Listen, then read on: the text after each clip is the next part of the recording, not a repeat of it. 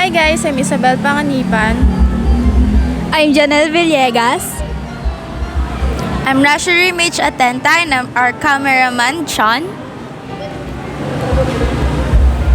Today, we're going to one of the oldest church here in Bataan and Flaming Sword in Pilar, Bataan.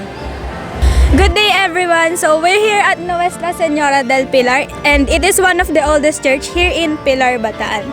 So let's see the church first.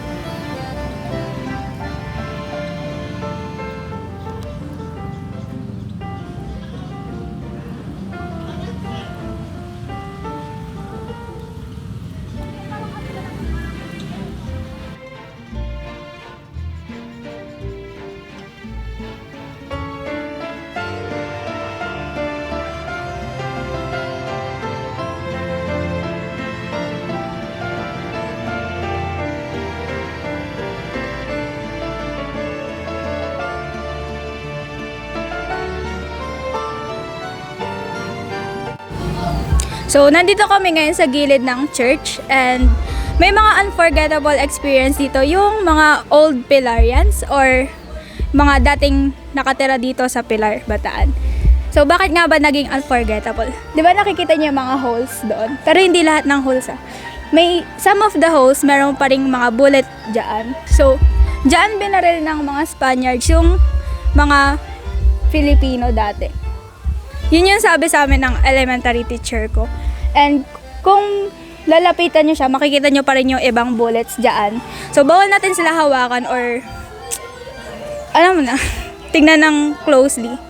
Kasi baka biglang sumabog pa rin yung bullet.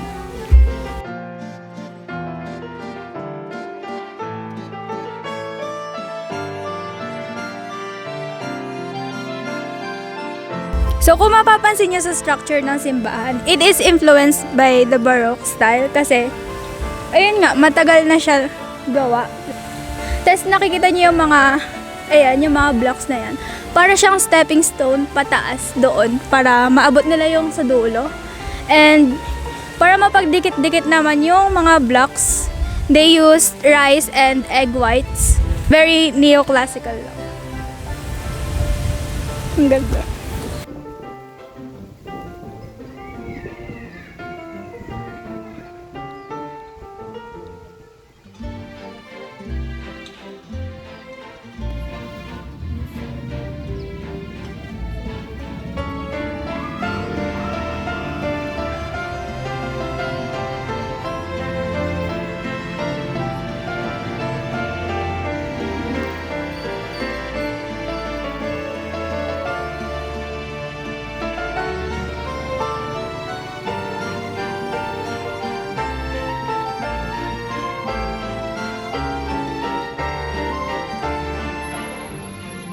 So, nandito naman tayo ngayon sa Flaming Sword here in Pilar, Bataan. So, nakalocate siya dito sa harap ng Municipal Hall. So, itong Flaming Sword Monument is a 30 feet tall concrete hand holding a sword. It is simple but powerful symbol of the courage and sacrifice of the Filipino and American soldiers who fought and died during the Battle of Bataan. The flaming sword symbolizes the bravery of the Filipino and American soldiers as they faced the threats of democracy. Yung flaming sword na to, mayroon siyang kwento na nagsasabi dati, mayroon daw isang lalaki na nakasakay sa isang kabayo, hawak-hawak yung isang espada. Tapos, ang nai-survive na lang sa parts ng katawan niya is yung kamay niya lang daw. So, that's why ang naging represent kamay lang na may espada. And this particular intersection, dito nag-merge yung mga USAP soldiers from Bagak, from Bagak ng Death March, tsaka yung mga galing sa Mariveles, going to Capas, Tarlac.